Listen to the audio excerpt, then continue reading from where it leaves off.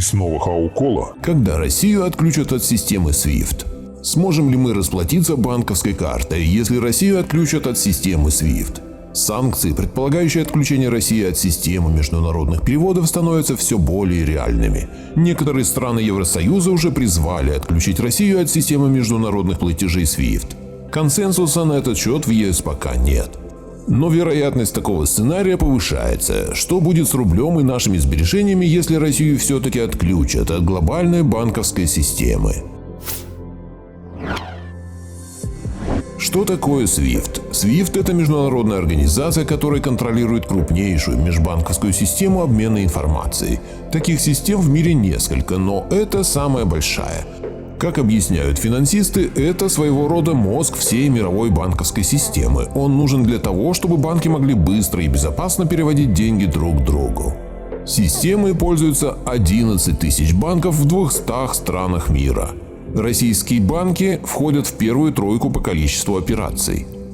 В чем могут заключаться санкции? Все зависит от того, как именно будут прописаны новые ограничения. Обычно Запад действует избирательно.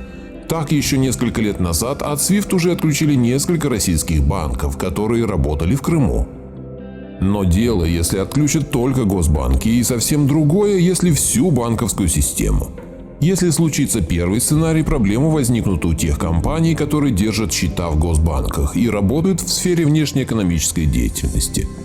То есть они что-то экспортируют или импортируют. Получается, они не смогут отправлять деньги своим контрагентам. Но, как утверждают эксперты, эти трудности преодолимы. Во-первых, отправлять деньги будет можно, просто переводы станут идти дольше. Во-вторых, банки смогут работать через тех или иных посредников, например, те банки, которые под санкции не попадут. В-третьих, есть альтернативные банковские системы, не такие большие, как SWIFT, но есть. Что будет, если отключат полностью? Раньше этот сценарий казался маловероятным, потому что подобных прецедентов в истории еще не было. Но сейчас нельзя исключать и его. Тогда удар по экономике и финансовому сектору будет сильным.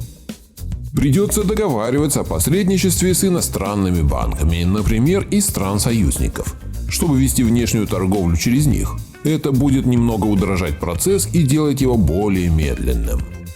И самое главное, как это отразится на наших кошельках и пластиковых картах. Этими санкциями нашу страну пугают уже несколько лет. За это время мы успели построить аналоги международной финансовой инфраструктуры.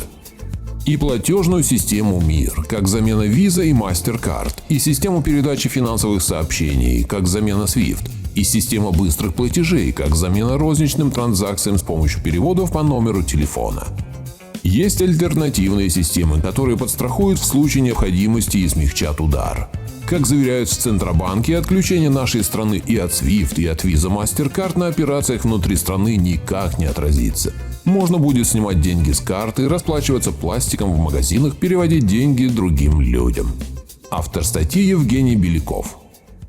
Ссылка на статью в описании. Благодарю за просмотр. Если понравилось, ставь лайк и не забудь включить колокольчик.